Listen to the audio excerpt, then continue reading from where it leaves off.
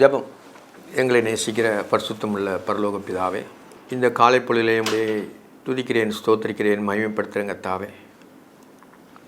வானாதி வானங்களில் வீற்றிருக்கிறவரே, வானம் எனக்கு சிங்காசனம், பூமி எனக்கு பாதபடின்னு சொன்ன என் அப்பா பிதாவே, உம்முடைய சமூகத்தில் வருகிறங்க தாவே. என்னிலே குறைகள் குற்றங்கள் உண்டாப்பா. ஏசப்பா, உம்முடைய வேதத்தின் மூலமாய், உம்முடைய வார்த்தையின் மூலமாய், உம்முடைய ஜீவன் உள்ள வார்த்தையின் மூலமாய், கிறிஸ்து வார்த்தையாக எங்கள் இருதயங்களில் இருப்பதற்காய் நன்றி. கோடாக்கொடி ஸ்தோத்திரம் ஐயா. அவருடைய நாமம் அவன் இருதயத்தில் இருக்குன்னு சொல்லியிருக்க தாவே. சோத்திரம் சோத்திரம் சோத்திரம் சோத்திரம் சோத்திரம். இந்த வசனங்கள் எங்கள் இருதயத்தில் இருப்பதற்காய் கோடாக்கொடி ஸ்தோத்திரங்க தாவே. ஆவியானவர் எங்களுக்கு இந்த வசனங்களை விலக்கி தர வேண்டுமா செபிக்கிறேன். குறைகள் குற்றங்களை மன்னிங்கப்பா. நாங்கள் நீசர்கள், பாவிகளும் பிரதான பாவிகள் ஆண்டவர். எங்களுடைய பாவங்கள் குற்றங்கள் எல்லாவற்றையும் நீர் சிலுவையிலே சுமந்து தீர்த்தீர். உங்களுடைய தழும்புகளால் நாங்கள் குணமானோம் ஆண்டவரே. சோத்திரம் சோத்திரம் சோத்திரங்க தாவே. ஏசப்பா, உமக்கு ஸ்தோத்திரம். ஆவியாக இருக்க கர்த்தரே உமக்கு ஸ்தோத்திரம். உலகம் மாயை, உலகத்தின் காரியங்கள் அனைத்தும் மாயை. ஆனாலும் மாயையிலே இருந்து நாங்கள் வளர்ந்து போகாதபடி நீதியிலே என் தேவனை பற்றி அறிகிற நீதி எங்களிலே பிரகாசிக்க வேண்டுமா செபிக்கிறேன். ஒவ்வொரு பிள்ளையிலே நீங்கள் ஆசீர்வதிங்க. வசனங்களை தியானிக்க இருக்கிறோம். ஆவியானவர் எங்களுக்கு ஒத்தாசையாக இருந்த வசனங்களை விலக்கி தர வேண்டுமா செபிக்கிறேன். இயேசு கிறிஸ்துவின் நாமத்தில் ஜெபங்களின் ஜீவனுள்ள பரமபிதாவே, ஆமென். அன்பான ஜேடிகே மேயர்களுக்கு இயேசு கிறிஸ்துவின் நாமத்தினாலே வாழ்த்தல் கூறுகிறேன். நம்ம ஒவ்வொரு வாரமும் வெள்ளிக்கிழமை 8லிருந்து 8:30 வரைக்கும் தேவனுடைய வசனங்களை ஆராய்ந்து கொண்டு வருகிறோம். கடந்த காலங்களிலே நாம் அந்த உபாகமும், ஆதியாகவும், யாத்ராகவும், லேவியராகவும், என்னாகவும், உபாகம் 5 ஆகமில் கடைசியில் இருக்குது. மோசே எழுதினது உபாகத்தை. இந்த உபாகம் மனுஷனுக்கு முக்கியமானது. இந்த உபாகத்தை நல்லா நம்ம தெளிவாக படித்துக்கிட்டே இருக்கணும். அதில் ஜீவனுள்ள வசனங்கள் நிறைய இருக்கும். ஜீவன் எப்படி கிறிஸ்துவிலிருந்து நம்மளுக்கு வந்தது அப்படிங்கிறது எல்லாமே இருக்குது. உபாகம் நம்ம இதயத்தில் இருக்கணும். அது அப்படியே நம்ம இது தியானிக்கும் பொழுது கர்த்தர் ஒவ்வொரு பிள்ளைகளையும் ஆசீர்வதிப்பார். நம்ம 6 அதிகாரங்கள் முடித்து விட்டோம். இப்போ 7ஆம் அதிகாரம். உபாகம் 27 அதிகாரம் இருக்கிறது, 27 பிரசங்கம் இருக்கிறது. அதில் இப்போ 7வது பிரசங்கம், 7வது அதிகாரத்தில் பிரசங்கம். ஒரு அதிகாரத்தில் 25 வசனங்களில் அரை மணி நேரத்தில் வேதத்தை பற்றி நம்ம ஆராய்ந்துடுறோம். முழுமையாக ஆராய முடியாது. நம்ம டாப்பாக ஆராயிரும். வசனங்கள் எல்லாமே நம்ம இதயத்தில் இருக்கிறதுனால அதை நம்ம தெளிவுபடுத்தி கொண்டு போகிறோம். காலம் போகிறதுனால ஒரு வசனத்தை எடுத்து தியானித்தை காட்டில் இந்த வசனம் முழுவதும் தியானிக்கும்போது அந்த உபாகத்தில் என்ன சொல்லியிருக்கிறதுங்கிறத மனுஷனுக்கு அது புரிஞ்சுக்கணும். அவனுடைய சிந்தனையில் புரிஞ்சுக்கணும், அவன் இதயத்தில் ஏற்றுக்கணும். எல்லாருமே வேதத்தை கற்றுருக்குறாங்க, எல்லாரும் பண்ணியிருக்காங்க. சிறியவன் முதற்கொண்டு நீ சொல்ல வேண்டியதில்லைன்னு சொல்லியிருக்குது. ஆனாலும் வேதத்தின் அறிவு நம்ம இடத்துல எவ்வளோ இருக்குன்னு போட்டு பார்த்தா தெரியும். இல்லை 7ஆம் அதிகாரத்தில் சில வசனங்களை வாசிக்கிறேன். நீ சுதந்திரிக்கிற போகிற தேசத்திலே உன் தேவனாய கர்த்தர் உன்னை பிரவேசிக்க பண்ணி உன்னை பார்க்கிலும் ஜனம் பொருந்திய ஜாதியாகிய ஏத்தியர், கிர்காசியர், எமோரியர், கானானியர், பெரிசியர், ஏவியர், எபூசியர் என்னும் 7 பலத்த ஜாதிகளை உனக்கு முன்பாக துரத்தி உன் தேவனாய கர்த்தர் அவர்களை உன்னிடத்தில் ஒப்பு கொடுக்கும்போது அவர்களை முறியடித்து அவர்களில் சங்காரம் பண்ண கடவாய். அவர்களுடைய உடன்படிக்கை பண்ணவும் அவருடைய இறங்கவும் வேண்டாம். இது என்ன சொல்கிறாருன்னா, அவங்க கானான் தேசத்தில் போகல. கானான் தேசத்துக்கு போனாமல கிட்டத்தட்ட 6 லட்சம் பேர் வர்றாங்க. நம்ம கானான் தேசத்துக்கு யோர்தானை கடந்து கானான் தேசத்தில் போனோம். அதுக்கு முன்னால் ஆண்டவர் என்ன செய்யறா, அவங்க நீங்கள் இப்படிலாம் இருக்கிறங்கிறத சொல்கிறார். இந்த ராஜாக்கள் எப்படி முறியடிக்க போகிறீங்கன்னு சொல்கிறார். இந்த ராஜாக்களுக்கெல்லாம் தெரியும் நம்ம எப்படியும் முறியடிக்கப்படுவோம். இது எல்லாமே கானான் தேசத்துக்கு நம்ம இஸ்ரவேல் கோத்திரத்துக்கு தான் சொல்லிட்டு அவங்களுக்கு தெரியும். இருந்தாலும் ஆண்டவர் என்ன செய்யறனா, இவர்கள் மூலமாக போர் செய்து இவங்களுக்கு முன்பாக ஆண்டவரே அவங்களுக்கு எல்லாம் செய்து முடிக்கிறார். இவங்க எல்லாம் பயந்தருடைய, இவங்க எல்லாமே அடிமைகளாய் வேலை செய்து தான் வர்றாங்க. அடிமைகள் இருக்கும்போது அவங்களுக்கு ஒன்றும் இருக்கிறாது. அதனால் இவங்களுக்கு என்ன செய்யணும், எங்கே போவோங்கிற நிலைமையில தான் வந்துக்கிட்டே இருக்கிறாங்க. ஆனால் தேவன் சொல்லிட்டார், ஆபிரகாம், ஈசாக்கு, யாக்கோபுக்கு ஆண்டவர் சொன்னதுனால உன் சந்ததியை வானத்து நட்சத்திரங்களைப் போலவும் கடற்கரை மணலை போலவும் பெருகச் சொல்லுகிற தேவன் அப்படி 70 பேரை கொண்டு எகிப்திலிருந்து வந்ததுனால அவங்க 40 வருஷம் அவங்க வனாந்தரத்திலேயே அவங்கள போஷித்து வந்தார். அதனால் அவங்கள முறுமுறுத்தாங்க. அங்கே பெறப்பட்ட ஜனங்கள் சவங்கள் வனாந்தரத்திலே விழுந்து போயிட்டு 40 வருஷத்துலேயே இறந்து போயிட்டாங்க. எப்படின்னா ஆண்டவருக்கு கீழ்ப்படியலை. அவர் தான் அவனை மீட்டு கொண்டு வர்றாரு. பிரதட்சயமாக ஆண்டவர் அவங்களுக்கு தரிசனம் ஆனார். இப்போ யாருக்கும் பிரதட்சணமாக தரிசனம் ஆனதில்லை. ஆனால் பழைய ஏற்பாட்டு காலத்தில் பிரதிச்சயமாய் ஆண்டவரோடு இருக்கிறாங்க. அப்போ எவ்வளோ சந்தோஷமாக இருக்கணும். ஆனால் அவங்க அப்படி இல்லாமல் இருந்ததுனால அவங்களுக்கு இது பண்ணி முன்னக்கூட்டி சொல்கிறார். இது எப்படின்னா, நீ சுதந்திரிக்க போகிற தேசத்திலே உன் தேவனாய கர்த்தர் உன்னை பிரவேசிக்க பண்ணி, நீ சுதந்திரிக்க போகிற தேசத்திலே உன்னை பிரவேசிக்க செய்யும் பொழுது உன்னை பார்க்கிலும் ஜனம் பொருந்திய ஜாதியாகிய, உன்னை பார்க்கிலும் ஜனம் பொருந்திய, உன்னை பார்க்கிலும் இஸ்ரவேலை காட்டிலும் ஜனம் கூட்டம் அங்கே அதிகம் இருக்குது. 6 லட்சம் பேர் புருஷர்கள்னு போட்டிருக்கு. அப்போ எவ்வளோ பேர் இருப்பாங்க? இதை விட அதிகமாக இருக்குது. அதனால தான் உன்னை பார்க்கிலும் ஜனம் பொருத்திய ஜாதிகளாகிய ஏத்தியர் கிர்காசியர் எமோரியர் கிர்காசியர் எல்லாமே ஆண்டவர் உண்டாக்கப்பட்ட ஜனங்கள் தான் இவங்க. ஆனால் ஆண்டவர் அவங்க மேலே பிரியமாக இல்லை. ஆண்டவர் யாக்கோபு மேலே தான் பிரியமாக இருந்தார். இஸ்ரவேல் ஜனங்கள் மேலே தான் ஆண்டவர் பிரியமாக இருந்தது. அதனால தான் ஆண்டவர் என்ன செய்கிறாருன்னா, ஏத்தியர் கிர்காசியர் எமோரியர் கானானியர், அந்த பழைய ஏற்பாடுலாம் பார்க்கும் பொழுது இந்த சந்ததி பூரா ஆண்டவர் உண்டாக்குன சந்ததி தான் அப்படி வந்திருக்கு. அங்கே பாவம் பெருகினால அந்த பாவம் பெருகினால அவங்கள எல்லாமே அழிச்சு போடுறார். கானானியர், பெரிசியர், ஏவியர், எபூசியர் என 7 பலத்த ஜாதிகளை உனக்கு முன்பாக துரத்தி, 7 பலத்த ஜாதிகளை உனக்கு முன்பாக துரத்தி உன் தேவனாய கர்த்தர் அவளை உன்னிடத்தில் ஒப்பு கொடுக்கும் போது, ஆண்டவர் தான் துரத்துறாரு. இவங்க போர் செய்கிறது இவங்களுக்கு ஒரு கருவி தான், டூல் தான். ஆனால் செய்கிறது யாரு? தேவன் தான் செய்கிறாரு. உன் தேவனாய கர்த்தர் அவள் உன்னிடத்தில் ஒப்பு கொடுக்கும் போது, உன்னிடத்தில் ஒப்பு கொடுக்கும் போது, இன்னும் கொடுக்கலை, ஒப்பு கொடுக்கும் போது அவர்களை முறியடித்து அவர்களை சங்காரம் பண்ண கடவா. எல்லாத்தையுமே சங்கரு. தேவனை அறிவு இல்லாட்டா அவங்க என்ன சொன்னால் புறஜாதி மார்க்கம் அந்த மார்க்கம்லாம் எல்லாமே வெட்டி போடுன்னு சொல்கிறாரு. அப்போ எவ்வளோ பெரிய இது பார்த்தீங்களா? யோசித்து பாருங்கள். ஒப்பு கொடுக்கும்போது நீ அவளை முறியடித்து அவர்களை சங்காரம் பண்ண கடவாய். சங்காரம் பண்ணுங்கிறார். தேவனுடைய பிள்ளைகளுக்கு தான் சுதந்திரம் எல்லாமே. அதுதான் ஆண்டவர்களை அறிஞ்சிக்கிட வேண்டியது. சங்காரம் பண்ண கடவாய். அவளுடைய உடன்படிக்கை பண்ணவும் அவருடைய இறங்கவும் வேண்டாம். அவங்களோட உடன்படிக்கையும் பண்ணாத, இறங்க வேண்டாம். ஏன்னா அவர் இரக்கமுள்ளவர், கர்த்தர் இரக்கமுள்ளவர். இந்த ஜனங்கள் இரக்கமுள்ள ஜனங்களாம், இஸ்ரவேல் ஜனங்களும். அதனால் நீ இறங்கவும் வேண்டான்னு சொல்கிறார்.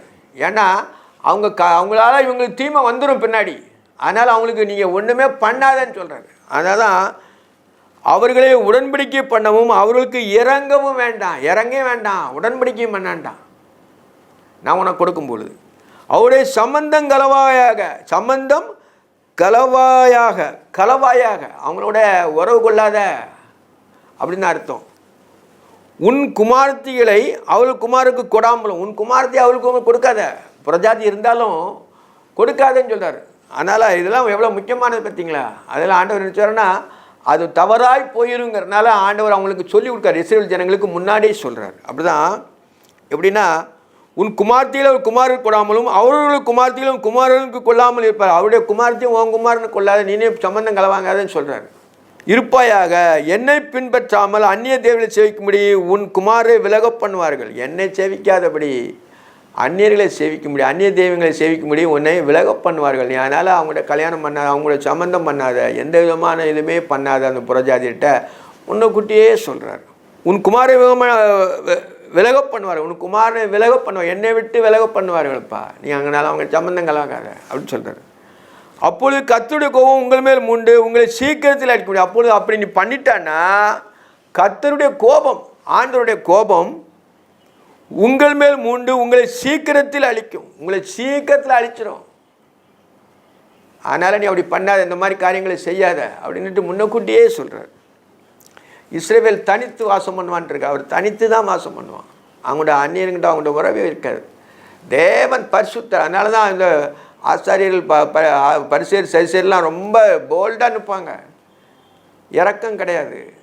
இரக்கம் இல்லாமல் அவங்கள என்ன சொன்னால் தேவனுக்குள்ளே ஏதோ போடுசாக நிற்கிறனால தான் அவங்க தனி, நாங்கள் பெருசு அப்படின்னு சொல்லுவாங்க. மற்றவங்கெல்லாம் இது இல்லைன்னு சொல்லுவாங்க. ஆனால் புதிய ஏற்பாடில் ஆண்டவர் என்ன சொல்கிறேன்னா அது எல்லாமே மாற்றிட்டார். கற்பனை எல்லாமே ஒன்றா கொண்டு வந்து தன்னை பலியிட்டு நமக்காணி நம்ம சிரித்தி எல்லாருக்கும் புறஜாதியருக்கு மீட்பை கொடுத்துட்டார். நமக்கு எல்லாருக்குமே மீட்பை கொடுத்தார். பழைய ஏற்பாட்டில் இஸ்ரவேல் ஜனங்களுக்கு மட்டும்தான், யூதருக்கு மட்டும்தான் மீட்பு. புதிய ஏற்பாட்டில் புறஜாதிக்கு தான் முதல் மீட்பு. ரெண்டாவது தான் அவங்க வர்றாங்க. இனிமே தான் அதில் இருக்குது. கர்த்தருடைய உங்கள் மேல் மூண்டு உங்களை சீக்கிரத்தை அழிக்கும். நீங்கள் அவர்களுக்கு செய்ய வேண்டியது என்றால் அவருடைய பலிபீடங்களை இடித்து அவள் சிலைகளை தகர்த்து அவள் தோப்புகளை வெட்டி அவள் விக்கிரகங்களை அக்கினிலே சுட்டு அக்கினியிலே எரித்து போட வேண்டும். அவங்க எல்லாமே அந்த 7 பலத்த ஜாதிகள் இருந்துச்சுல்ல, அவங்களோட அந்நிய மார்க்கத்தை தொழுது கொள்கிற அனைத்து சிலைகள், அவங்களுக்குள்ள எல்லா வழிபாடுகளையும் என்ன சொன்னால் அழிச்சு போடுங்கிறார். இந்த தேசத்தை பிடிக்கும் பொழுது அதை முழுவதுமே அழிச்சு போடு, அதுக்கப்புறம் நீ பிரவேசிங்கிற மாதிரி தான் சொல்கிறார். விக்கிரத்தோடு அக்கினிலே சுட்டெடுத்து போட வேண்டும். நீ உன் தேவனாய கர்த்தருக்கு பரிசுத்த ஜனம். பார்த்தீங்களா, இது பரிசுத்தம். அது வார்த்தை சேர்த்தது ஒரு ஆண்டவர், பரிசுத்தம். நம்முடைய தேவன் பரிசுத்தர். நான் பரிசுத்தராக இருக்கிற போல நீங்களும் பரிசுத்தராயிருங்கன்னு சொல்கிறார் ஆண்டவர். பரிசுத்தர், அசுத்தமே காண முடியாது. ஒரு பெரிய உலக்கலையில் ஒரு இரும்பு காயுதுன்னா அது உள்ளுக்குள்ளே ஒன்றுமே இருக்காது, அசுத்தங்கள் இருக்கிறாது. அதனால் இரும்பு கோல்டாக இருக்கும். அதில் நல்ல மெஷின் பண்ணி அடிக்கும்பொழுது என்ன சொன்னால் இன்னும் அது பரிசுத்தமாய் திடனாக இருக்கும். உள்ள ஏர் ஒன்றுமே இருக்கிறாது. அதனால் அந்த மாதிரி தேவன் பரிசுத்தர். பரிசுத்தர் அப்படின்னா அதுக்கு நம்ம அர்த்தம் சொல்ல முடியாது. பரிசுத்தமாகணும், இன்னும் பரிசுத்தமாகட்டும் தான் சொல்கிறாரு. கொஞ்சத்தில் ஒன்றுமே அநேகத்தில் ஒன்று அதிகாரியாக்கணும், உண்மையாக இருந்தால் அநேகத்தில் ஒன்று அதிகாரியாக்கணும்னு சொல்கிறாரு. அப்போ புதிய ஏற்பாடு அந்த வசனங்கள்லாம் ஆண்டவர் நினச்சா நம்ம லகுவாக எழுதி தந்திருக்கிறார் நமக்கு. இவன் தேவனாய கர்த்தருக்கு பரிசுத்த ஜனம். நீ தேவனாய கர்த்தருக்கு பரிசுத்த ஜனம், அசுத்த ஜனம் அல்ல, பரிசுத்த ஜனம். பூச்சகரத்தில் உள்ள எல்லா ஜனங்களும் உன் தேவனாய கர்த்தருக்கு தமக்கு சொந்தமாக இருக்கும்படி உன்னை தெரிந்து கொண்டார். எல்லா ஜனங்களிலும் அந்த 7 ராஜாக்களினுடைய ஜனங்களை காட்டிலும் உன்னை சொந்த ஜனம், பசுத்த ஜனம் சொல்லி தெரிந்து கொண்டார்னு போட்டிருக்கு. எவ்வளோ முக்கியமானது பார்த்தீங்களா, தெரிந்து கொண்டார். சகல ஜனங்களும் நீங்கள் திரட்சியான ஜனம் என்றும் சகல ஜனங்களிலும் நீங்கள் திரட்சியான ஜனம் என்றும் கர்த்தர் உங்கள் மேல் அன்பு வைத்து உங்களை தெரிந்து கொள்ளவில்லை. பார்த்தீங்களா, நீங்கள் எல்லாரும் காட்டிலையும் நீங்கள் என்ன ரொம்ப ஜனங்கள் சொல்லிவிட்டு நான் உன்னை தெரிந்து கொள்ளலப்பா, நீ ரொம்ப பெரிய ஜனங்கள் இருக்காங்கன்னு சொல்லிட்டு நான் உன் மேலே பிரியமா இல்லை. அதான் ஆண்டவர் சொல்கிறார், சகல ஜனங்களும் நீங்கள் திரட்சியான ஜனம் என்றும் கர்த்தர் உங்கள் மேல் அன்பு வைத்து உங்களை தெரிந்து கொள்ளவில்லை. கர்த்தர் உங்கள் மேல் அன்பு வைத்து உங்களை தெரிந்து கொள்ளவில்லை. நீங்கள் சகல ஜனங்களிலும் கொஞ்சமாக இருந்தீர்கள். எல்லா ஜனங்களை காட்டிலும் கொஞ்சம் தான் இவங்க ஜனங்கள். ஆண்டவர் சொல்கிறார், உன்னை பெரிய ஜனங்களே நான் உன் மேலே பிரியமா இல்லை, நீ கொஞ்சம் ஜனமாக இருந்தா அதனால தான் உன் மேலே பிரியமாக இருந்தேன்னு சொல்கிறார். நீங்கள் சகல ஜனங்களிலும் கொஞ்சமாக இருந்தீர்கள். கர்த்தர் உங்களில் அன்பு கூர்ந்ததினாலே உன் பிதாக்களுக்கு ஆணையை காக்க வேண்டும் என்று என்பதனால் கர்த்தர் பலத்த கையினாலே உங்களை புறப்பட பண்ணி அடிமைத்தன வீடாகிய எகிப்தினின்று ராஜாவான பார்வோனின் கையில் நின்று உங்களை மீட்டு கொண்டார். நீங்கள் எல்லாம் கொஞ்சமாக இருந்தீங்க. 70 பேராக போனவங்க கிட்டத்தட்ட 6 லட்சம் புருஷர்கள் ஆகிட்டாங்க. கிட்டத்தட்ட 400 வருஷம் ஆண்டவர் முதலே சொல்லிட்டார். அதுக்கு முன்னாலே இருக்கிறவர் நீ 400 வருஷம் அடிமைப்பட்டு இருப்பாய், நீ நிச்சயமாக சொல்லிட்டு ஆபிரகாம்கிட்ட சொன்னது. ஆபிரகாம் மறைச்சு போனான், அவனுக்கு 100 சில்லறை வயசில் இறந்து போனான். அதுக்கு பிறகு இந்த சந்தை வருது. இந்த சந்தை பெருகிட்டு கடற்கரை மணல் மாதிரி பெருகிட்டு வருது. 6 லட்சம் பேருக்கு மேலே புருஷர் இருந்தவங்க எவ்வளோ ஜனங்களுக்குன்னு பாருங்கள். நீ கொஞ்சம் தான் ஜனம் இருந்தீங்க, அதனால தான் நான் அவங்க மேலே பிரியமாக இருந்தேன்னு சொல்கிறாரு. பெரிய ஜனமானால் நான் அவங்க மேலே பிரியமாக இல்லை, நீ கொஞ்சமாக இருந்தீங்க, உன்னை விருத்தி அடை செய்கிறார். ஆண்டவர் தான் அந்த இஸ்ரவேல் ஜனங்களை விருத்தி அடை செய்கிறார். அது பெருகிட்டே போகுது. கடற்கரை மணல் பால் சொல்லிட்டு ஆபிரகாமுக்குட்ட ஆணையை தான் ஆண்டவர் நிறைவேற்றுறார். பலத்தகையினால் உங்களை புறப்பட பண்ணி அடிமைத்தன வீடாகிய எகிப்தினின்று உங்களை எகிப்தின் ராஜாவாகிய பார்வோன் கை நின்று உங்களை மீட்டு கொண்டார். அடிமைத்தனம் அங்கே இருந்துச்சு. பார்வோனுக்கு தான் இவங்க வேலை செய்யணும். இவங்களுக்கு சொந்தமாக இது கிடையாது. கோசை நாட்டில் இருந்தாலும் சொந்த நாடு கிடையாது, அவங்களுக்குள்ளது. ஆனாலும் அடிமைத்தனமாக இவங்களுக்கு இருந்து வேலை செய்துக்கிட்டே இவங்களுடைய இதை கவனிச்சுக்கிட்டே இருந்தாங்க, அடிமைப்பட்டிருந்தாங்க. ஆண்டவர் அதிலேருந்து மீட்டுக்குள்ளே வருகிறார். நாம் பாவத்தில் அடிமைப்பட்டிருக்கிறோம். எகிப்தின் பாவங்களில் நிறைய நம்மளை அடிபட்டிருக்கோம். அதுலேருந்து நம்ம இயேசு கிறிஸ்தின் மூலமாக நம்மளுக்கு மீட்பு கொடுக்குறாரு. அவர் மூலமாக தான் மீட்பு, மனுஷன் மூலமாக மீட்பு இல்லை. அதே தேவன் தான் அவர். ஆகையால் உன் தேவனாய கர்த்தரே தேவன் என்றும் தேவன் கர்த்தர், உன் தேவனாய கர்த்தரே தேவன் என்றும் தம்மில் அன்பு கூர்ந்து தமது கற்பனை கைக்குள்ளுவதற்கு 1000 தலைமுறை மட்டும் உடன்படிக்கையும் தயவும் காக்கிற உண்மையுள்ள தேவன் என்றும். 1000 தலைமுறை பார்த்துக்கிட்டுங்க. பார்த்தீங்களா, ஆண்டவருக்கு பயப்படுற என்ன சொன்னால் 1000 தலைமுறைன்னு சொல்கிறார் ஆண்டவர். கொஞ்சம் நம்ம 100 வயசு வரைக்கே ஆராய முடியலை. 100, 70, 80 வயசுக்கு மேலே நம்ம ஒரு ஜனங்களை ஆராய முடியலை. அதுக்கு முன்னாடி இவர் 1000 தரம் சொல்கிறார். பார்த்தீங்களா, அதுதான் முக்கியமானது. ஆகையால் உன் தேவனாய கர்த்தரே தேவன் என்றும் தம்மில் அன்பு கூர்ந்து தமது கற்பனை கைக்கொள்கிறவர்களுக்கு, தன்னுடைய கற்பனை கைக்கொள்ளணும். கற்பர் ஜீவனாக இருக்கிறது. அந்த கற்பனை நம்ம கை கொள்ளணும். முழு மனதோடும் முழு ஆவியோடும் அவரிடத்தில் அன்பு கூற வேண்டும். அவருடைய கற்பனையை கை கொள்ளும் பொழுது, அன்பு கூறும் பொழுது அந்த கற்பனை எல்லாமே உமக்குள்ளே வந்துடும். அதான் அர்த்தம் இல்லை. அன்பு கூறும்போது, தேவனிடத்தில் அன்பு கூறும்பொழுது அவருடைய கற்பனை எல்லாமே நமக்குள்ளே வந்துடும். நம்ம பாவம் செய்ய மாட்டோம். பொல்லாங்கன் அவனை தொடான்றிருக்கு, அவருடைய வித்து அவனுக்குள் தரித்திருக்கிறது. அவன் பொல்லாங்கன் அவனை தொடான், சாத்தான் அவனை தொட முடியாது. அதான் ஆண்டவர் சொல்வார். அவருடைய வித்து இயேசு என்ற வித்து, அவருடைய வித்து நமக்குள்ளே வாசம் பண்ணுகிறது. அது என்ன செய்யணும், நம்மளுக்கு கனிகளை கொடுக்கிறது. அதாவது ஒன்று 30, ஒன்று 60, 100 பலன் கொடுக்கிறது. அவருடைய வித்து. அப்படி யோவான் கிளை நிருபத்தில் இருக்கு. தம்மில் அன்பு கூர்ந்து தமது கற்பனை கைக்கொள்கிறவர்களுக்கு அவர் 1000 தலைமுறைக்கும் உடன்படிக்கையும் தயவும் காக்கிற உண்மையுள்ள தேவன் என்றும், 1000 தலைமுறை மட்டும் இறக்கம் செய்கிறாராம். உண்மையுள்ள தேவன் போட்டிருக்கு. உண்மையுள்ள தேவன் என்றும் தம்மை பயிக்கிறவர்களுக்கு பிரதிச்சமாய் பலனளித்து அவர்களை அழிப்பார் என்றும். ஆண்டவரை பயிற்சாச்சுன்னா பிரதிச்சயமாக ஆண்டவர் பயிர் சொல்லி அவங்கள அழிச்சிடுவார். தம்மை பயிக்கிறவர்களுக்கு அவர் தாமதியாமல் பிரதிச்சயமாய் பலனளிப்பார் என்று அறிய கடவாய். ஆண்டவரை நம்ம என்ன செய்யணும்னா, ஆண்டவரை பயக்கக்கூடாது.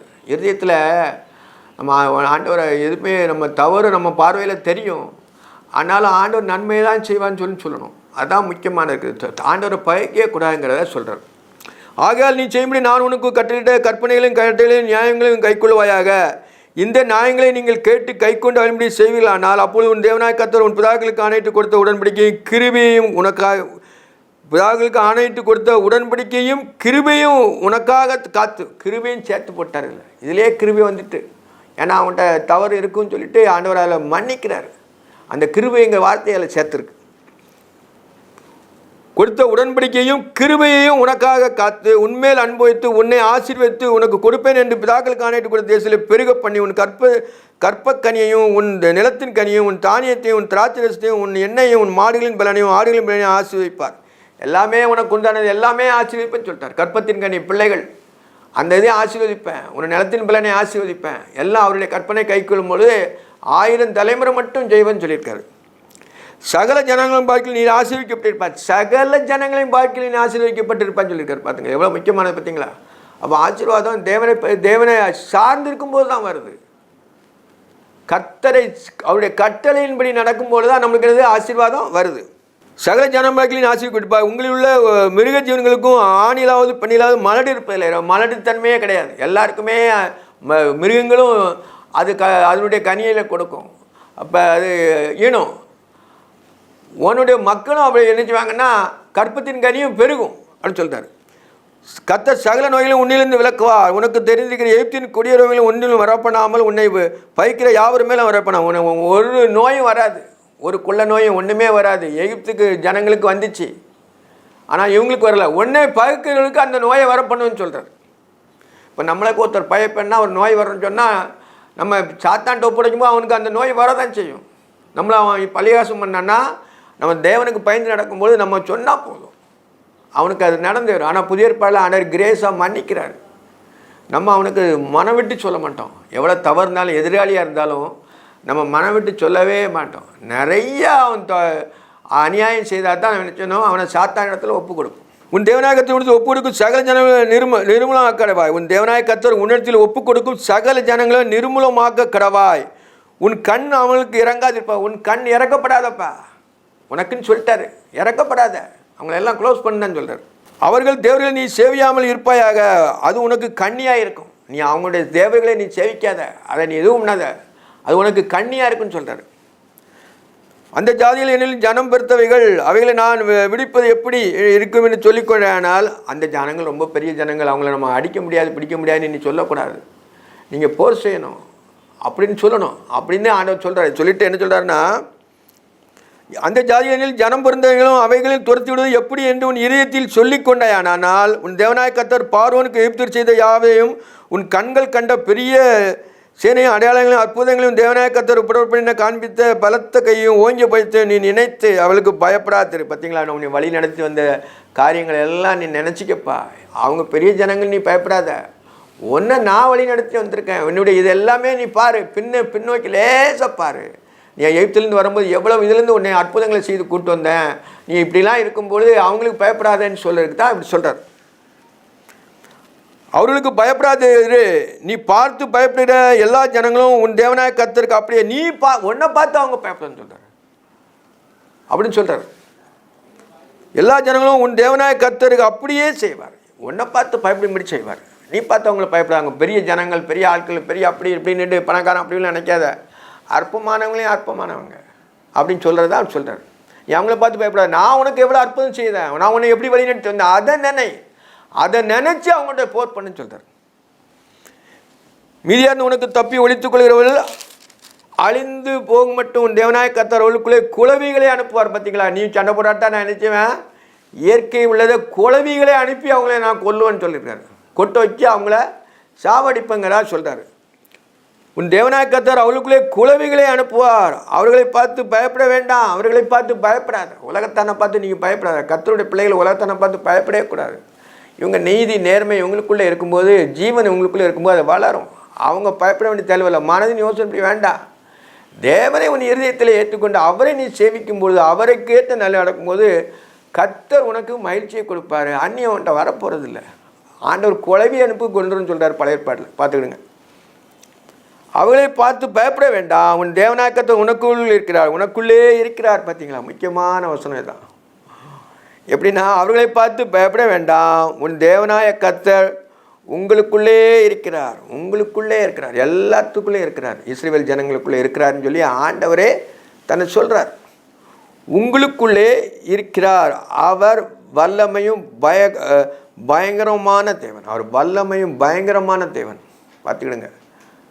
சொன்னால் வானத்துலேருந்து அக்னி வந்துடும், அழிச்சு போடும். எலியா சொன்னாங்களா, அவன் அக்னி வரைன்னு சொன்னா கரடிகள் வந்து அவங்கள பச்சுட்டு போட்டது. நீ செய்ய சொன்னார். ஏசுவனர் வந்து கிருபியாக வந்ததுனால நீங்கள் என்ன ஆவிகளை உடையலன்னு சொல்கிறார். அடுத்த நம்ம என்ன சொன்னால், உலகத்தால் இருக்கும்போது நம்ம வந்து அப்படி கட்டளை விடக்கூடாது. நீங்கள் என்ன ஆவிகளை உடையலை இருக்கிறீர்கள், தேவன் ரட்சிக்க வந்தேன்னு சொல்கிறார். அப்போ வந்து அவருடைய கிரேஸில் வரும்பொழுது, நம்ம இந்த புதிய ஏற்பாட்டு காலத்தில் இருக்கும்பொழுது நம்ம எல்லாத்துக்குமே கிரேஸ் தான் செய்வோம். அவன் எதிராளியாக இருந்தாலும் சரி தான், அவனுக்கு நன்மை தான் செய்வோம், அவனுக்கு நம்ம தீமை செய்ய மாட்டோம். ஆனாலும் மனம் ரொம்ப நம்ம கொதிச்சு எழும்பும்போது அந்த வார்த்தையை யூஸ் பண்ணலாம், தப்பு இல்லை. ஆனால் ரொம்ப நம்ம அதை தாங்கக்கூடிய சக்திக்கு மேலே அவன் தொந்தரவு பண்ணும்போது அவனை சாத்தானிடத்தில் ஒப்பு கொடுத்தேன்னு ஒரு வார்த்தை சொன்னால் போதும். அந்த பவுல் சொல்வான், தன்னோட தகப்பனுடைய மனைவி வச்சுருந்தனால அஞ்ஞானிகளுக்கும் சொல்லப்படாத விசேஷமாக இருக்கிறதே அவனை நான் சாத்தானிடத்தில் ஒப்பு கொடுத்தேன்னு சொல்லுவான். அப்படி நம்மளுக்கு கடினமாக ஒருத்தன் செய்யும் பொழுது அவனை சாத்தானிடத்தில் ஒப்பு கொடுத்துடலாம். கடினம் வரும்போது நமக்கு ப்ரெஷர் வரும், எல்லாம் வரும். அதெல்லாம் தாங்கிட்டு அவனை சாத்தானிடத்தில் ஒப்பு கொடுக்கணும். அவர் வல்லமையும் பயங்கரம் உள்ள தேவன். அந்த ஜாதிகளையும் தேவனாய கர்த்தர் கொஞ்சம் கொஞ்சமாக இவனை துரத்தி விடுவார். அந்த ஜாதிகளை, அந்த 7 ஜாதி இருக்குல்ல, அந்த ஜாதிகளை கொஞ்சம் கொஞ்சமாக துரத்தி விடுவாராம். கொஞ்சம் கொஞ்சமாக உன்னை விட்டு துரத்தி விடுவார். நீ அவர்களை ஒருமிக்க நிர்மூலம் பண்ண வேண்டாம். ரொம்ப எல்லாத்தையும் கொன்றாத, ஏன்னா கொஞ்சம் கொஞ்சமாக துரத்தி விடுவார் அப்படின்னு சொல்கிறார். எதுக்குன்னா, நீ அவர்களை ஒருமிக்க நிர்மூலமாக்க வேண்டாம். நிர்மூலமாக்கினால் காட்டு மிருகங்கள் உன்னிடத்தில் பெருகிப்போம். இவங்களுக்கு தெரியாது, காட்டு மிருகங்கள் வந்து நிறையா வந்து ஒன்றை சேதப்படுத்துகிறோம். கானான் தேசத்தில் வந்து காட்டு மிருகங்கள் நிறையா வந்துருப்பா, அவங்கள கொஞ்சம் கொஞ்சமாக நான் துரத்துவேன். ஏன்னா அவங்க இருந்தால் அந்த காட்டு மிருகங்களை விரட்டி அடிப்பாங்க, காட்டு மிருகங்களை இது பண்ணுவாங்க. ஆனாலும் அவங்க சந்ததி அழிஞ்சு போகுன்னு தான் சொல்கிறார்.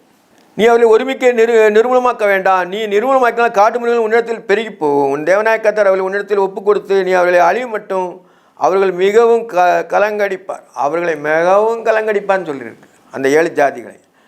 அவருடைய ராஜாக்களை உன் கையிலே ஒப்பு கொடுப்பார். அவருடைய ராஜாக்களை உன் கையிலே ஒப்பு கொடுப்பார். அவர்களை பேர் வானத்தின் கீழ் இல்லாதபடி அவளை சங்காரம் பண்ணுவாய். அவனுடைய பேர் வானத்தின் கீழ் இல்லாதபடி சங்காரம் பண்ணுவாயின்னு சொல்லியிருக்காரு. பார்த்தீங்களா, தேவனை அவங்க அஞ்ஞானிகள் மார்க்கத்தை அவங்களுடைய எல்லா இதுவுமே நினைச்சாருன்னா சங்காரம் பண்ணுன்னு சொல்கிறார். பழைய ஏற்பாட்டில் எவ்வளோ ஸ்ட்ராங்காக இருக்குது பார்த்தீங்களா. புதிய ஏற்பாட்டில் அப்படி கிடையாது. புதிய ஏற்பாட்டில் ஆண்டவர் ஜீவனாகி வந்தார், ஜீவனை கொடுத்து நம்மளை மீட்டு கொண்டார். இனிமேல் நம்ம கிரேஸாக பெற்றுக்கிட்டோம். துணிஞ்சு பாவம் செஞ்சாச்சுன்னா நம்ம என்ன சொன்னால் நரகாக்கினி தான் கிடைக்கும். துணிஞ்சு செய்யக்கூடாது. துணிகரமான பாவங்களுக்கு அடியனை விலைக்கு காத்தருளுமேனு தாவீது ஜெபம் பண்ணோம். ஏற்கனவே துணிகரமாக செஞ்சான். அந்த உரியாவின் மனைவி எடுத்துக்கொண்டு துணிகரமாக செஞ்சது. அந்த மாதிரி பாவங்களை நம்ம இருதயத்தில் கூட வைக்கக்கூடாது. துணிகரம் வரவே கூடாது. அதான் சொல்கிறாரு. ராஜாக்களை உன் கையில் ஒப்பு கொடுப்பார். அவர்கள் வானத்தின் கீழ் இராதபடி அவர்களை சங்காரம் பண்ண கடவாய். நீ அவர்களுடைய சங்கரித்து தீர் மட்டும் ஒருவரும் உனக்கு எதிர்த்து நிற்க மாட்டார்கள். ஒருவன் கூட உனக்கு எதிர்த்து நிற்க மாட்டான். எல்லாத்தையும் நீ சங்காரம் பண்ணிடுறான்னு சொல்கிறாரு. அவர் தேவர்களை விக்கிரங்களை அக்கினிலே சுட்டெரிப்பாய். அவருடைய தேவர்களை விக்கிரங்களை அக்கினிலே சுட்டெரிப்பான்னு சொல்கிறார். சுட்டெரிக்கப்பா. நீ அவர்களை சிக்கிக்கொள்ளாதபடி, நீ அவங்களை சிக்கிறாதுன்னு சொல்கிறாரு. முக்கியமானது இது, ரொம்ப முக்கியமானது. அவங்களெல்லாம் நீ செஞ்சிட்டாலும் சரி தான், அவங்கள நீ இச்சிக்காத. அந்த ஆகான் அந்த பொன் பாலத்தை எடுத்து வச்சாமல்ல, இச்சிச்சாமல்ல, அதை தான் இது சொல்கிறாரு. இது எப்படின்னா, அவள் தேவல் விக்கிரகங்கள் அக்கிலில் சுட்டரிக்க கூடாது, அவைகளில் சிக்கிக்கொள்ளாதபடி அவையில் இருக்கிற வெள்ளியும் பொண்ணையும் இச்சியாமல், அவையில் இருக்கிற வெள்ளியும் பொண்ணையும் இச்சியாமல். உலகத்தின் ஆசை, வெள்ளி பொண்ணு எல்லாமே ஆசை வந்துடக்கூடாது உனக்கு. அப்படி சிக்கிக்கொள்ளாதபடி காருங்க. ஆண்டவர் அதை பார்த்துக்கிட்டே இருப்பார். தேவனுக்கு மறைவானது ஒன்றுமில்லை. ஆகான் அதை நினைக்கல, அதனால தான் அவன் பொன் பாலத்தை எடுத்து உள்ளே வச்சான். புதிய ஏற்பாடில் நம்ம இயேசு கிறிஸ்து நம்மளை எப்பொழுதும் நம்ம உட்கார்தலையும் அறிந்திருக்காருன்னு நம்ம நினச்சிக்கிட்டே இருக்கணும். அப்போனா உன்னுடைய துணிகரமாக செய்ய மாட்டோம். ஆண்டவர் செய்யக்கூடாதுன்னு சொல்லியிருப்பார், அதை நம்ம துணிகரமாக செய்ய மாட்டோம். அந்த பாவத்தை நம்ம துணிகரமாக செய்ய மாட்டோம். அதனால தான் ஆண்டவர் சொல்கிறாரு, நீ சிக்கிக்கொள்ளாதபடிக்கு அவையில் இருக்கிற வெள்ளியையும் பொன்னையும் இச்சியாமல் நீ எடுத்துக்கொள்ளாமல் இருப்பாயாக, அவைகள் உன் தேவனாய கர்த்தருக்கு அருவருப்பானவைகள். பார்த்தீங்களா, அருவருக்கிறார். வெள்ளி பொண்ணு யாரும் அருவருப்பாங்களா? அருவருன்னு சொல்கிறார். அதை எப்படின்னா, விக்கிரகங்கள் உள்ளது நீ எடுக்காத. விக்கிரகம் ஒரு பொருள் எண்ணக்கூடாது, நீ அலுவலர் எடுத்து உன் வீட்டுக்கு கொண்டு போகாத. அலுவலர் அசுத்தம் சொல்கிறார். அவருடைய பார்வையில், தேவனுடைய பார்வையில் அது ஒன்றுமில்லை. அவர் நினச்சா உனக்கு என்னன்னாலும் பூமியிலேருந்து விளைபொருட்கள் பூரா தேவனுடையது தான். தங்கம் பூமியிலேருந்து தான் விளையுது, அது எல்லாம் தேவனுக்குரியது தான். நீ இதில் இச்சிக்காதப்பா, உனக்கு வேண்டிய தருவார் வேணும். நீ அதில் உன் இருதயத்தை கொள்ளாதேங்கிறது தான் அந்த அர்த்தம். வெள்ளினாலும் பொன்னினாலும் மீட்கப்படாமல் இயேசுவின் மாசற்ற ரத்தத்தினாலே மீட்கப்பட்டவர்கள். என்னுடைய ரத்தத்தினால மீட்கப்பட்டிருக்காங்க. வெள்ளியிலும் பொன்னிலும் அவங்க ஆசை வைக்க மாட்டாங்க. அவங்களுக்கு அது போதும்னா தெரியும். அதுதான் அந்த கருத்து. சிக்கிக்கொள்ளாமல் இருப்பதை உன் தேவனாய கர்த்தருக்கு அருவருப்பானவை. அதில் சிக்கிக்கொள்ளாதப்பா, அதுக்கு அருவருப்பு, சீன் தள்ளினார். அவைகளை போல நீ சாபத்துக்குள்ளாதபடி அருவருப்பதை உன் வீட்டிலே கொண்டு உன் வீட்டில் கொண்டு போகாத. அது அருவருக்கப்பட்டதை அவைகளை சீ என்று வெறுத்து முற்றிலும் அருவருக்க கடவாயம். சீ என்று வெறுத்து முற்றிலும் அருவருக்க கடவாய் சொல்கிறார். அது சாபத்துக்குள்ளானது, அது சாபத்துக்குள்ளானது. அடுத்த பொருளை எடுத்து நம்ம வச்சுக்கிட்டு இருக்கிறது சாபத்துக்குள்ளது. அவனுக்கு தெரியாமல் செய்கிற சில காரியங்கள் என்னதுன்னா சாபத்துக்குள்ள செய்யாதான்னு சொல்கிறார். உன்னை நீ பரிசுத்தமாய் காத்துக்கொள், அதெல்லாம் உனக்கு வேண்டான்னு சொல்லிட்டு அவர் எகிப்து கானான் தேசத்துக்கு பிரவேசிக்க முன்னால் இஸ்ரவேல் ஜனங்களுக்கு மோசே மூலமாய் தேவன் சொன்னது. அதான் இல்லை நம்ம என்ன சொன்னால் கருத்தாக்கணும். இது இப்போ நம்மளுக்கு அது ஜீவனாக இருக்கிறது. நம்ம விருப்பமாக நம்முடைய சுபாவமே அப்படி சொல்லும். தேவனுடைய வித்து நமக்குள்ளே இருக்கிறதுனால எது தீமை எது ரைட்டுன்னு சொல்லிட்டு ஆண்டவர் நம்மளுக்கு தெரியும். தேவன் நம்மளுக்கு உணர்த்துவார், இது ரைட்டு இது கரெக்டு. நம்ம நியாயப்படுத்தி சொல்லக்கூடாது. நியாயப்படுத்தி சொல்கிறோமா இதுக்கு மேலே யூதாஸ் மாதிரி. அது நியாயப்படுத்தி சில காரியங்களை நம்ம பட்டம் போட்டு காட்டி இது பண்ணோன்னா அது யூதாஸ் செய்கிற மாதிரி. அது நியாயப்படுத்தலே இருக்கக்கூடாது. தேவன் சொன்னதுதான். தேவன் மாறாதவர். நம்ம ஒரு தவறு செய்துட்டு அதை நியாயப்படுத்தக்கூடாது. தவறு செய்தால் மன்னிச்சுக்கிடுங்க ஆண்டவரேன்னு சொன்னான்னா ஆண்டவர் ஒரு நிமிஷத்தில் மன்னிப்பார். ஜெபம். நேசிக்கிற பரிசுத்தமுள்ள பரலோக பிதாவே, பரிசுத்த தேவனே, அறிவது நித்திய ஜீவன் ஆண்டவரே, ஜீவனாய கிறிஸ்துவை நீர் எங்களில் வெளிப்பட வேண்டுமா செபிக்கிறேன். சுத்த இருதயத்தை கொடுங்கப்பா. நிலைவரமான உம்முடைய ஆவியை எங்கள் உள்ளத்தில் ஊற்றுங்கப்பா. ஏசப்பா உமக்கு தோத்திரம்.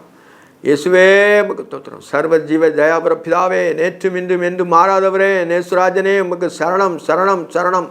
கோடா கோடி தோத்திரம் ஐயா, கோடானு கோடி தோத்திரம். ஒவ்வொரு பிள்ளைகளையும் நீங்கள் ஆசீர்வதிங்க, பலப்படுத்துங்க, குறையல் குற்றங்களை மன்னிங்க, சரீரத்துக்கு வேண்டிய பலத்தையும் ஆரோக்கியத்தையும் கொடுங்கப்பா.